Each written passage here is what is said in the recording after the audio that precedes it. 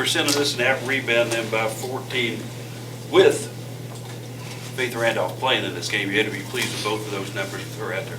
Yeah, I was very pleased. Think about it. We ended up getting 16 offensive boards, but we got back to our problem where we didn't convert them into points.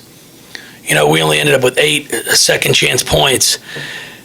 They end up with 9 offensive boards and get 15 second chance points. So we out-rebounded the offensive end, but they converted theirs. And if we convert ours, then all of a sudden it's a 14, 16-point game in the first half. But I was very proud of our effort. I thought we gave a great effort. Courtney, again, with 7 offensive boards. Maisha did a really nice job going to the glass hard. It's what we have to have. We have to continue to build, have to continue to get productive, positive play from everybody that comes off the bench. I thought Taja Cole played very well tonight in 16 minutes. She comes up with a big defensive stop with the charge, with the push-off. And that's what she has to do. Erica did some nice things. It's not she didn't fill up the stat sheet, but she did some nice things defensively. I've got to get them to lead more. I thought Taja did a really nice job there in the second half coming down the floor. She was calling some sets, telling us to get into some things, and that's what I want. I want them to know what's working, who's got the hot hand, who's made shots. And if we can continue to develop both of those point guards into doing that, then we're going to have a solid duo at the point. Do you think there were points where you guys just maybe weren't as sharp as you've been, and then there'd be spurts where you pull away on a 6-0 run? Yeah, we just couldn't sustain it. We could not sustain it, and part of that's because of them. I mean, they're good. They're a completely different basketball team with Faith out there playing. I feel bad for them, and I told Coach there at the end, I just would really like to have seen what they could do if Faith was healthy. You go 5.5 weeks, about 8 games without her in the lineup, it changes things.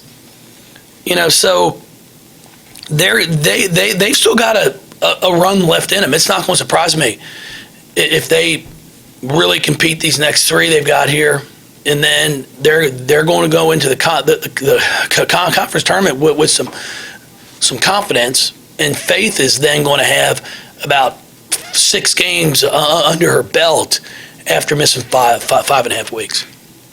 Players talked a little bit about Mariah's passing ability, and in terms of her progression in that area, did she come to campus with that ability? Or Yeah, she always had she always had really good court vision. That's one thing she did in the summer. She did in AAU. I'm just really going to challenge her this spring and this summer to continue to work on her ball handling, her left hand, try and get a little lower, just a little more confident with it, because she does see the floor so well that if she can get confident going right and left, and then with her ability to shoot the ball, it's just going to elevate her game.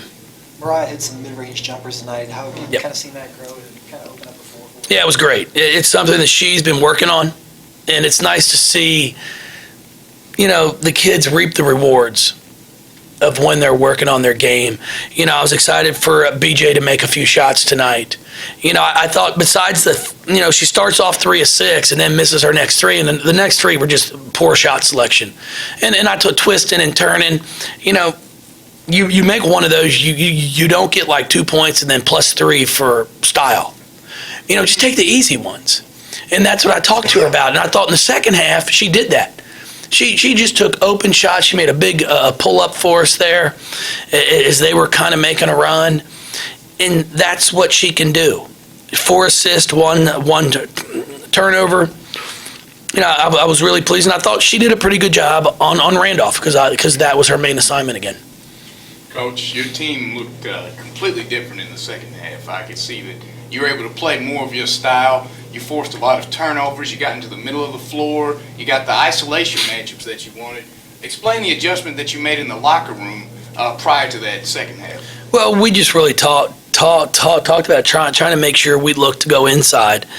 I thought we made the extra pass, and then defensively, we did a pretty good job of getting some stops. And when we get some stops and then we force them into some turnovers, we were able to get out and go in transition.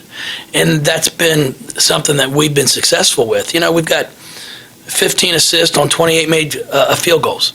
We turn it over 13 times, and I'm fine with that. And I actually thought we didn't turn them over as much as I would have liked. But with Randolph back, you've got 3 really good ball handlers that make it difficult. So, just really, really pleased with the win. It was a gutty win by our kids, and we'll get prepared for Boston College now. And if you look at their scores, they haven't had the success in the conference play on the wins and loss columns like I know they'd like. Eric's a good friend of mine up there that coaches their ball club, but they've been right there. You lose by 1 at Syracuse. You're losing by 6 to this, 7 here. They're going into the last 3 or 4 minutes, and it's a ball game. So I know we're going to have our hands full, and I've got to make sure our kids are prepared for that. Jeff, what do you, in order to make a deep run with this team into the tournament, not only ACC but the NCAA, what things do you think are important that you have to get better at? Well, we have to get a little crisper at the offensive end. We have to just do a little bit a better job of screening, executing, and defensively, we've got to continue to work on guarding the ball. We had some trouble tonight off the bounce of getting beat, and we've got to do a better job of making sure we're in help. Make sure we don't help too early when it's not needed. Just some technical things that we'll work on and we'll show them on film that we've got to improve, because when you start getting into that, first round, second round, hopefully Sweet 16, you can't have breakdowns, because if you do, somebody's scoring on you. Are you pretty happy with where you are right now? I mean, It's better than 1-4. Yeah, I mean, to win 20 of our last 22, I believe. I think it's pretty good. You're All-American. Maisha Hines-Allen had 22 points. I mean, clearly she's your team's leading scorer, but explain her importance in your eyes to your team, and her legitimacy as an All-American candidate. Well, she's extremely efficient right now. If you go back and look at her past about 8-9 games, she is our leading scorer. I think the last 7 she's averaging about 21 a game for us, but she's taken 14 or 15 shots. She's 9 for 15 tonight. She's, I think, 12 of 16 the other night, 12 of 17 the night before. So it's not like she's taken 30 shots to get 20 points. And I think that's what's been so impressive. And then they aren't all layups. She's stepping out. She's shooting a 15-foot shot with confidence because she's been working on it. And all that, the accolades that come at the end are only going to come if we continue to have success. I say it all the time. Angel McCautry was the first pick in the draft in 2009, and it's simply because we were able to beat Maryland in the Elite Eight to go to the Final Four that year, because Marissa Coleman or Christy Tolliver, if they win that game, in my opinion, would have been the first and second instead of the second and third pick. So your team success is what's going to determine your individual success. And our kids don't even worry about that. They aren't worried about, am I going to be All-ACC? Am I going to be All-American? We're worried about if we win basketball games. Everything else will take care of itself. Asia certainly, you bring her off the bench. Yeah. She certainly brings a spark to you. Played well tonight. She did. She did. She shot the ball with confidence. She looked fresher. Her legs looked like they were under. I still got to get her to shoot the ball more. I mean, if I start a game, my 3 for my first 4 from 4, I'm getting about 8 more shots up. I mean, coach gonna have to take me out, and I can't get her to do that. I'm fighting her to shoot the ball more, shoot it more, because I mean, the kid works on her game as hard as anybody we have. And she's got the ability to score in bunches. But if you don't shoot, it's hard to score. And I'm trying to explain that to her. You're pretty much going to monitor her minutes the rest of the year. Well, yeah, we'll sit there and play like we did now, which I thought was great. Right.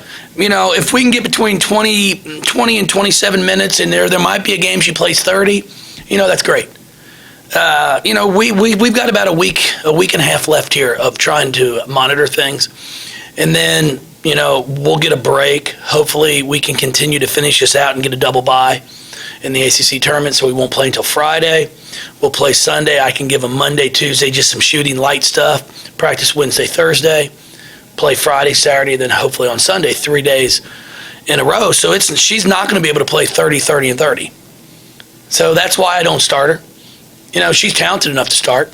But if I can take the first 5 or 6 minutes of the game and not have to even worry about it, now I've taken that game down to a 34-minute game. And then I don't put her in until like the first 5 or 6 minutes of the third period.